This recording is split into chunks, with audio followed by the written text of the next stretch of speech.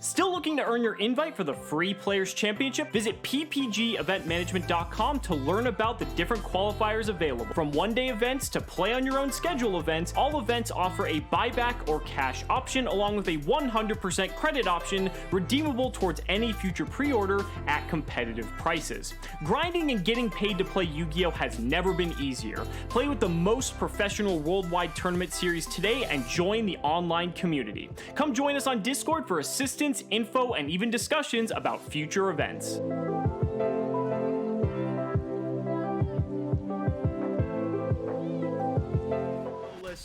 He had a family emergency, but thankfully stepping in to fill his shoes is Dale 13, a pro play games veteran. How are you doing today? Not too bad. I mean, we've had 2 great rounds already. Well, technically 3. I think one of them was a world record Subterra Guru deck. So a Subterra Guru deck that won in under 2 minutes. I've never seen that happen. But for this next round, we've got a real spicy brew. The 2 individuals in this game Drop the Mic 04. Obviously on Salamagreat. You've all seen this deck, of course. It does exactly what it says on the tin. Versus Musty008. This individual is undefeated with a deck that plays cards from Toon Chaos. Okay, that's certainly going to pique the interest. I really want to see a deck kind of utilize the new Toon cards. I think Chaos Creator is such a good card, and Chaos Space is also a very, very good card as well. It's just finding the right deck that can use and abuse them the most. Right, and the deck that Musty008 has settled on is a doozy. Let me see if I can pull it up real quickly. Oh my god.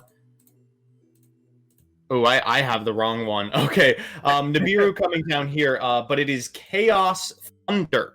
It's a 60-card deck playing Chaos Space. A really, really interesting card. So this allows you to send a light or dark monster from your hand to the graveyard and then add a light or dark monster that can't be normaled or set from your deck to your hand with a level between 4 and 8 inclusive and with a different attribute than the one that you set. You can banish it from your graveyard, then target a banished light or dark monster that can't be normal summoned or set and put that monster on the bottom of the deck, then draw a card. So on activation, it's able to search some really great stuff. But notably can send something like a Roar from the graveyard to search one of the Chaos Dragons, then trigger the effect of Roar after that card is banished to fulfill the summon condition of the Wyver Buster. So from here, we'll be able to do that, get a dragon from deck, and prompt additional pluses from Chaos Space on our next turn. Yeah, I mean, the Thunder Dragon play is quite insane because the fact you're able to just go, okay, ditch Roar, search out Wyvern Buster, link away with the Wyvern Buster, get out Collapse Serpent, banish Wyvern Buster or Hawk if you've got it in there. Plays go from there. All of this is missing is a single copy of Colossus. Just saying. I'm just saying I'm very glad that we don't have to contend with that. Using anything that has an summon effect here, Phoenix being the choice, we can chain block both the Wyvern and the Dragon Dark. We're going to pop that Rage in the process. Much less good when you don't have a Salamagreat, but also not all the way dead. We'll be able to use Thunder Dragon Dark to get a Thunder Dragon card from deck to hand, and the Wyvern to get a Black Dragon Collapse Serpent. From here, we'll be able to summon the Collapse Serpent, banishing something like a Dragon Dark. We can fire off the Thunder Dragon Fusion to go into Titan, the boss of choice, since Colossus was woefully sent to the ban list, completely unfairly, I might add. Bring Colossus back. Extremely fun gameplay that we have lost. Yeah, I mean, right now, it would be crazy, because there's that one Nemesis Thunder that can literally just spin back one of your banished, summon itself, and then you just go, okay, cool, I'm going to turn this level 4,000 attack monster into a Colossus. What are you going to do? Nemesis. I mean, we've got Colossus, we've got Malicious. How many cards must die for the sins of the Nemesis archetype? Looks like we're going to go ahead and fire off these effects right now before Link Summoning, I would imagine. Something that can clean up this board state. Unicorn will do fine. One thing the individual Thunder Dragon cards are good at is replacing themselves. So you do get to go through like the chain of Nightmare Phoenix, and should we end on something like an access code and wrap things up with a Thunder Dragon Titan, that will very much be the end of the game. Yeah, I mean, Titan's an insanely good boss monster, and the fact, Danger Mothman as well, and Chaos Space is so good in the fact that it can also give you the draws to spin back the Wyvern. You just go, cool, I'm going to loop my Wyvern and my Collapse Serpent as well. This will then trigger Dark Off, and exactly what you said, that's going to get you a fusion play. Crazy. Point of limiting these cards that you wouldn't be able to do exactly this with the Chaos Dragons. While you can't summon the Wyver Burster again this turn, you can just pitch it. Must be thinking real quick here. I mean, Thunder Dragon Fusion plus access code is 85, so the only thing you are hesitating about right here is any potential card that could ruin your day. We're going to start with a copy of Pot of Desires, searching for cards that could potentially out something like, I don't know, a Nibiru maybe. I have no idea what Salamangreat would be playing main deck that you're particularly scared of from this position. Yeah, I think once you've dealt with their back row and you're pretty much leaving them with next to nothing, all you're waiting for is their life points to hit 0, and that's all you need. We're going to go ahead and banish double Dragon Dark and a Collapse Serpent. Uh-oh, and Chaos Dragon Levineer has made it onto the field.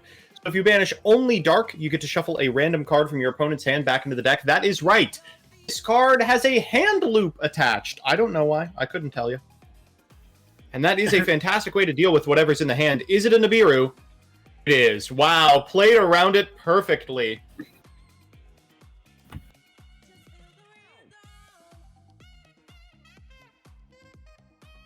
That's going to be a token with about 10 quadrillion attack. It's got 3, 6, 7, 82, plus whatever the previous token had.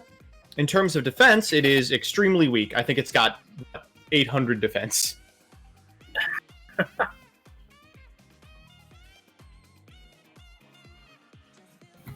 Is there more to come from this? I mean, we can go ahead and start firing effects. Looks like we are.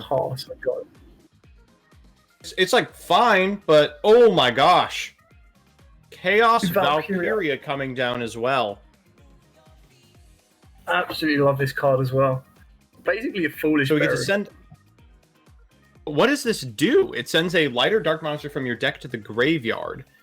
It's got the stipulation that you can't activate cards or the effects of cards with the same name.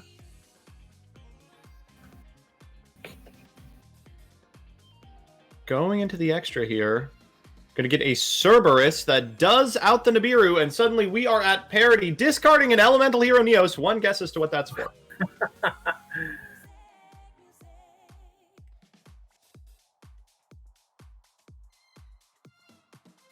I mean, we're going to put our opponent at 4,000 and pass. I mean, that's strong.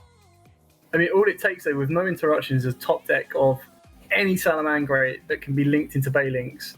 Relink the Balinks, bring back the Jackal, but I don't know how much further you can go from there. Nope. Apparently not far enough, and Chaos has taken a game. It's one away from maintaining an undefeated record after 3 rounds of play. This deck looks really cool. Yeah, I mean, I'm super stoked for this. It's a nice kind of interaction. And the fact that he was able to play through Nibiru was absolutely crazy. I mean, I'm not too sure if the Nibiru was dropped too early, but even then you can't, until your opponent declares to go to battle phase, you can't really not drop it. Yeah, I mean, there were so many points at which the Chaos player could just be like, all right, I'm going into an Appaloosa now, and good luck to you if you have a Nibiru. I do think it was fine that it dropped the time it did, but of course this game started with a Nibiru eating the Salamangreat player's board, so it's very possible for Game 2 we won't have to deal with something that absolutely windmill-slammingly powerful. Yeah, I think this is going to be interesting to see. I think the one thing that it has is Thunders are such a, not a dead deck, but a deck that Not everyone is now going to be expected to play it, so they're not going to be sided for it. They're not going to be prepared for it. Their strategies aren't going to be ready for it. And the Chaos Engine, because it's such a new factor, again, is going to offer a new intake to it. And then straight away off of the back of that, you then need to be able to go, okay, can my strategy deal with this no matter what? I think more often than not, the answer to that is no. It looks like the Salamagreat player chose to go first and passed? Oh my god. Yeah, and then his opponent gets a Law into Raw, which is probably the best like 2-card combo that this deck could have. I mean, what would your hand have to be? Like, if you're the Chaos player, you have to be thinking, what does my opponent have?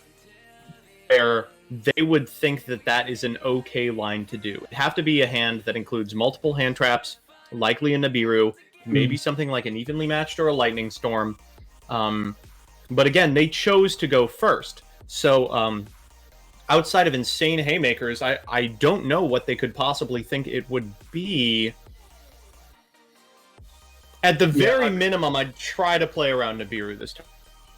Yeah, for sure. I think Nibiru is 99.9% guaranteed. To brick that hard, you kind of have to be looking at something like that. Yeah. For what it's worth, I mean, what does Nibiru really do here? Unless you've got an OTK on the crackback and you deploy it at the exact last moment, your opponent can still go into a really powerful monster in, like, Titan, or, like, even just defense position dangers gum up the board to such a ridiculous extent. While you can't respond to access codes pops, Titan's protection effect doesn't activate, so you can still replace it should they go for access code lines, and that's at least 3,200 damage you're not taking. Going for Nessie, hitting Nessie. Ah, the American sniper.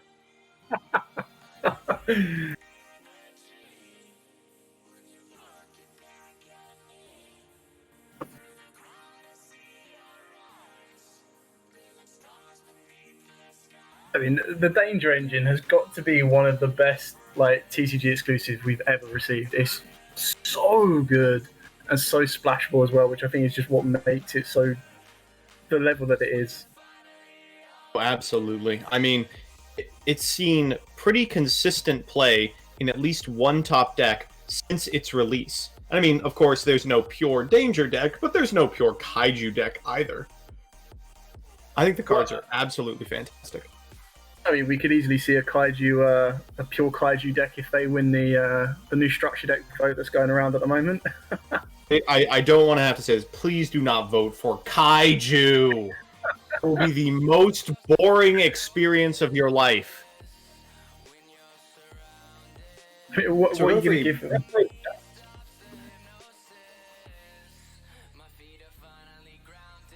I would like to see them get some starters. Something else that just gets them going, like a level 4 Kaiju that's a mini Kaiju. It would be like a level 4 Kaiju that's just a normal monster. It's just named Kaiju. You can find it off Waterfront. That's the upside. All right, Eschatos has made it to the field. Wow, that is really frustrating. In terms of bad bosses, of course, you've got your copies of Chaos Dragon Levianeer. You've got access to the Thunder Dragon fusions, but the new addition out of Eternity Code is Archnemesis Eschatos, who can be specialed by banishing 3 monsters with different types from your graveyard or your face-up field, cannot be destroyed by card effects, and most importantly, can declare a monster type on the field, destroy all monsters with that type, and until the next turn, no one can special monsters with that type. So if you call Cybers, what exactly do you do as the Salamagreat player? Set 4 and hope that you can you can survive another turn. So it looks like we are activating the effect of Reproducus, naming Cybers, and then activating the effect of Eschatos, I think also probably naming Cybers. Mike thinking, ooh.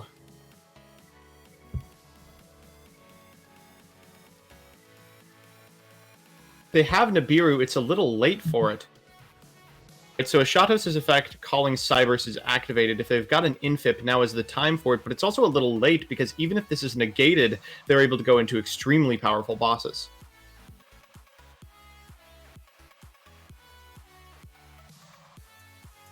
Okay, yeah. I will not summon any Salamagreats. I don't care.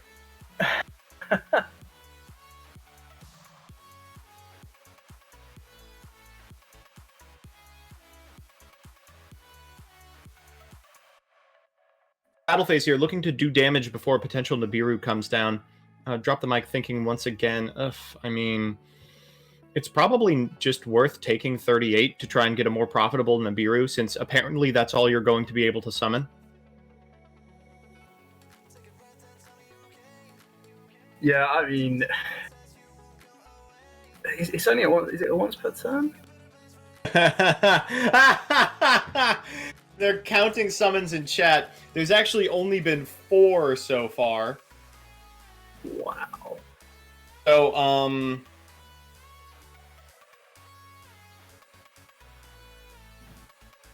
it looks like they're going to end their turn there and say, nice Nibiru, I think my walking vanity's fiend is going to be enough to win me the game. Now, you can still normal summon monsters, so I don't know if they have a way to normal summon a Cyburst that would net them a victory. Maybe setting a Flame Buffalo, they could still do it, but shouldn't the Reaper Donkus be gone?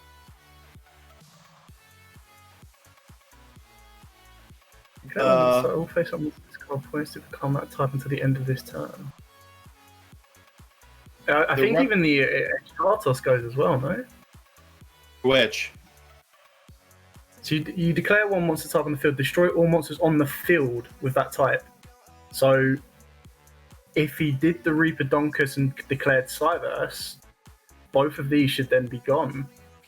No? Well, it would just be the Eschatos, right? Oh yeah, because Reaper Donkus doesn't change the type. It could be done in a different direction. It looks like they're calling a judge right now just for that. But you know, regardless, the effect will resolve, and it's the difference between having the Eschatos on board and it being repeatable and not, which of course is a pretty big difference.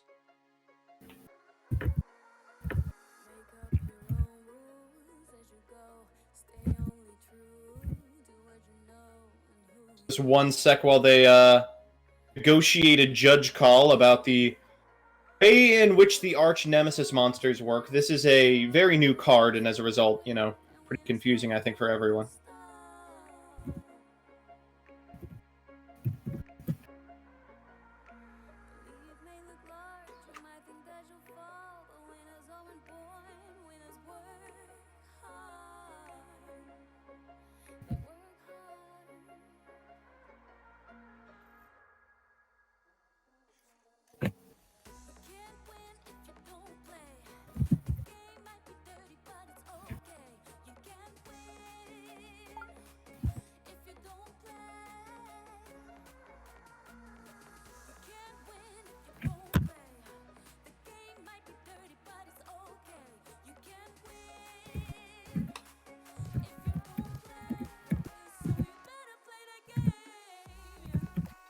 Right. Yeah, so I think they're trying to, they're questioning the Eschatos right now. And I think exactly like you said, the way this can be fixed is literally just Eschatos doesn't stay on the board. The reason you go into Reproduct is to call Cybers first is because the Eschatos has to destroy something in order to prevent summoning. If you make it its own type, it will destroy itself, and then its effect will resolve. It can't destroy 0 monsters and then prevent that. Correct. I think specifically to prevent an interaction like this, where you just make Eschatos and go, all right, good luck, I have prevented you from summoning anything in your monotype deck. Exactly that, and then Eschatos can't be destroyed by card effects. So drop isn't locked out, which is very, very interesting. The two of them are discussing this in judge chat, but of course extremely important as it is literally going to determine this. It looks like we might be getting a cameo from Farfa. Get excited.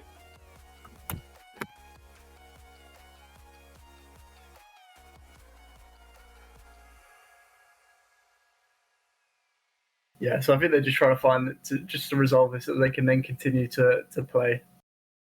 Well, for what it's worth, this is a pretty cool combo if it works the way that Musty wants, right?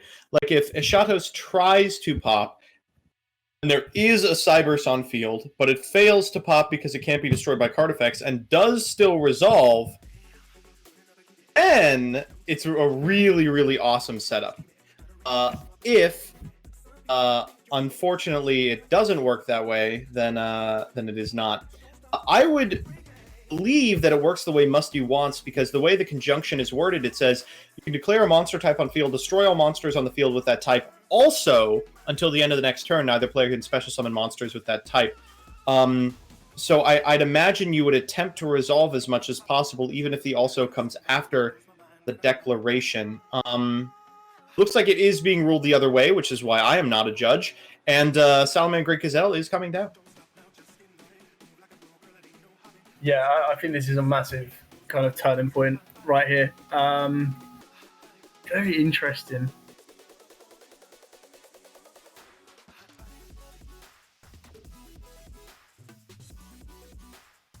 Certainly makes... Go to the graveyard.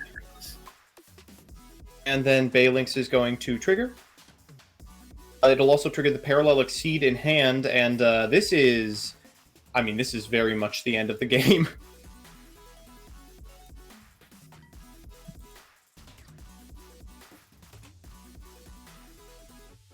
So Parallel Exceed is going to summon a Parallel Exceed from deck. We'll then overlay for a rank 4, I'd imagine. We've seen the Grave Trap Hole, so likely that's going to be the target. Yeah, I mean, kind of must be. Well, actually, you don't even need to overlay. You can just use them as material to link climb into access, and to... I mean, that will give you a certain gain from there.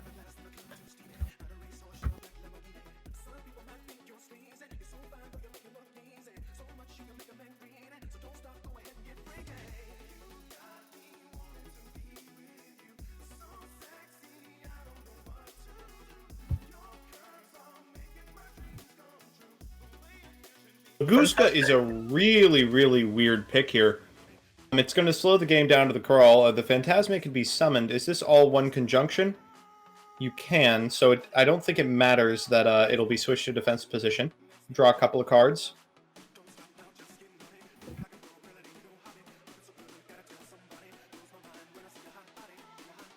Getting a quick appeal on this ruling.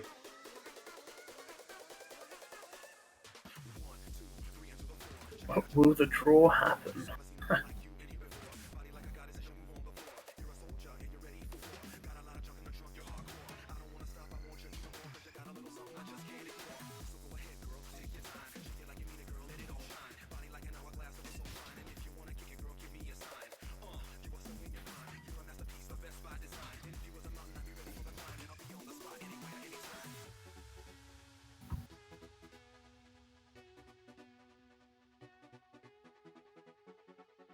Preparing this spinny banish real quick. And as cute as the setup turn is for the Salamagreat player, even if they're allowed to continue from this position, don't know how far they can go with the Baguska on field. Maybe they'll like take access code and be able to do it even under this copy of Phantasme, but that's still not enough to win. You do still need something other than access code to walk this back. Looks like we're going to set 2, go to battle phase, walk over Reproducus, and dare you to beat an onboard Baguska. That seems extremely doable. Yeah, I mean, straight away he's already got 2 materials to go into a monster. We haven't seen Cerberus this turn, have we? No, so Cerberus deals with Bagooska straight away, and then rest of the plays go off. Oh, maybe you don't even need a Cerberus. Maybe all you need is another Nibiru. Wow. Oh, that's a rough one. That token is going to be an absolute beast, though. I mean, straight away, a 2 big kills for chonker. Bagooska. 20, 45, 50, 63 defense, I think. They're doing token stat math real quick. But I mean, seeing the plays that this Chaos deck has been capable of, I would be really surprised if they weren't able to walk with this. Something as simple as a Levianeer could not only pop everything relevant, but also summon a monster off of the Dragon Roar, add a card off the Dragon Dark. I mean, this really feels like the end of the game. Yeah, they've definitely got ways around it. It's just 93 attack. 93-63. That's pretty good. It's a sizable rock. Oh boy. A lot of desires, the come down. One of the fun things about playing a 60-card deck is you can safely fire off pot twice and not worry about what you're banishing. You could fire it off a third time if you like.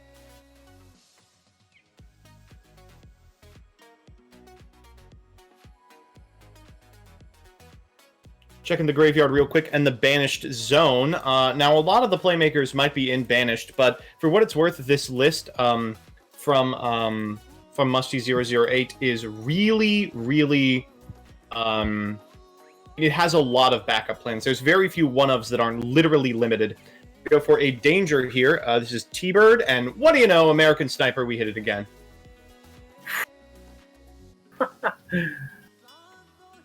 Okay, popping the infip is fine. We'll fire off a Mothman next. I think that drop the mic is 3 for 3 on dangers. Let's see if they can go 4 for 4. This will be impressive. Okay, Ooh. well, finally they have lost one. Unfortunate. We can go into Cerberus if we so desire. We're pretty sure that card remaining in our opponent's hand is a Nibiru. Only done 1 summon this turn, so we've got a lot of room to work with to try and assemble an OTK.